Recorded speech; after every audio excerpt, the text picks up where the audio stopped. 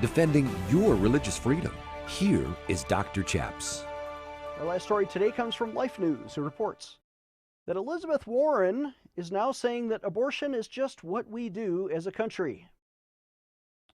Life News says that if Elizabeth Warren becomes president, she will do everything in her power to promote unlimited abortions up until, and maybe even after, the day of birth with your taxpayer funds.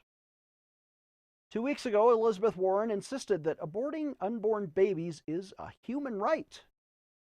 What about the human rights of the baby, right? But no, it's her human right. She said this during a Democratic presidential debate in Georgia.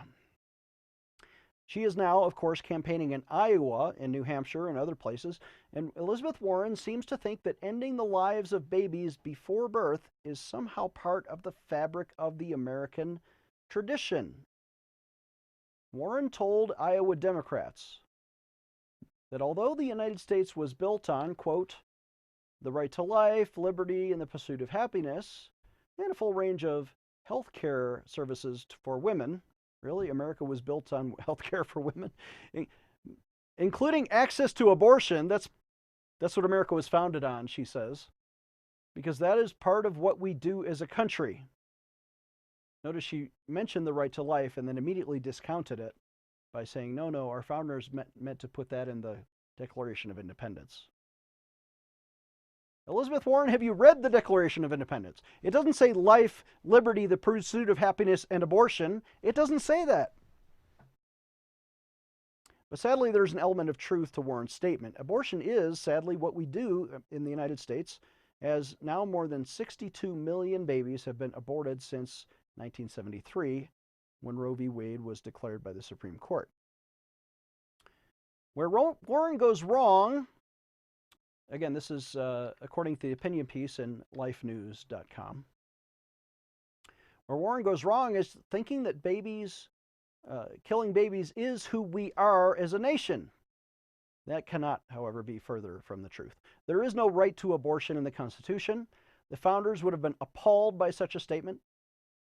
Instead, the due process provision of the 14th Amendment was designed to ensure that the state and federal government could not remove life, liberty, or property without a sufficient legal process. Here's what the Constitution actually says about life. This, of course, was ignored by the Supreme Court. The Constitution says, "Nor shall any state deprive any person of life, liberty, or property without due process of law, nor deny any person within its jurisdiction the equal protection of the laws." End quote. And that's the news. Our thanks to Life News for that report. And the Constitution right there says you cannot deprive, in fact, let's put that slide back up.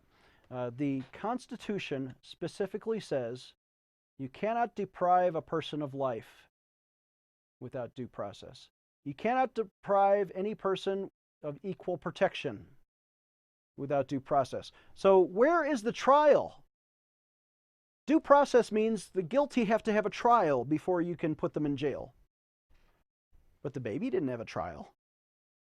The baby was just conceived. The baby is there growing in its mother's womb, and suddenly it's snuffed out without a trial. There's no due process. That violates the Constitution. The Constitution would protect the innocent child's right to life. You can't deprive any person of life, it says in the Constitution. Now, the way the Supreme Court got around that in Roe, and Justice Blackmun wrote, and I'm going to paraphrase here, but these are his words, in Roe versus Wade, Justice Blackmun said that a baby is not a person. You can deprive an unborn child of life because it's not a person. And he says if any suggestion of personhood were established, of course the fetus would be protected by the 14th Amendment of the Constitution, which applies and forces the states even to protect and apply life to every unborn child the same way it would be to a living person. And by saying, oh, that's not a person, they claim the right to kill it. Well, of course it's a person. If you just let it alone and let it grow and let it be born, what else is it going to turn into? An animal of some kind? No, it's a person. You can use Latin words. You can say it's a fetus. You know what fetus means in Latin? Person.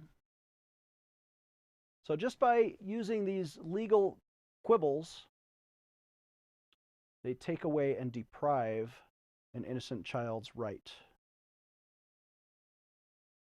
The Bible talks about people like Elizabeth Warren when it talks in Romans 3. The Bible says, their throats are open graves. Their tongues practice deceit.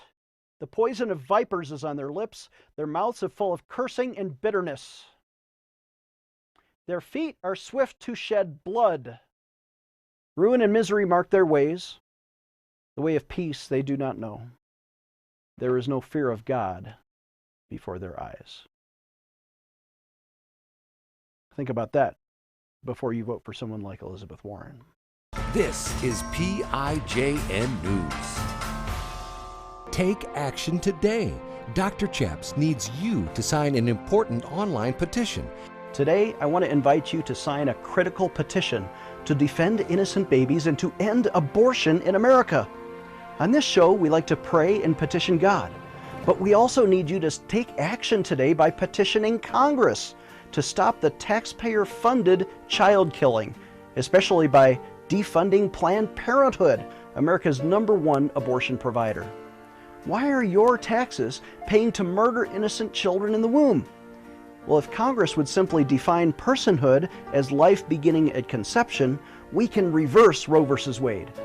Please join me today by signing this important petition to Congress. Visit PrayInJesusName.org. Again, that's PrayInJesusName.org and sign your petition today. Sign today's petition right now. Again, visit PrayInJesusName.org to sign our petition right now. Dr. Chaps needs your financial support to stay on the air. Would you please send your best donation today? Please visit PrayInJesusName.org to donate online. Or you can mail a check to Pray in Jesus Name Ministries, Post Office Box 77077, Colorado Springs, Colorado 80970. You can also call us toll-free right now at 866-OBEY-GOD. That's 866-OBEY-GOD. Please sign up for our free emails at PrayInJesusName.org. Again, that's PrayInJesusName.org.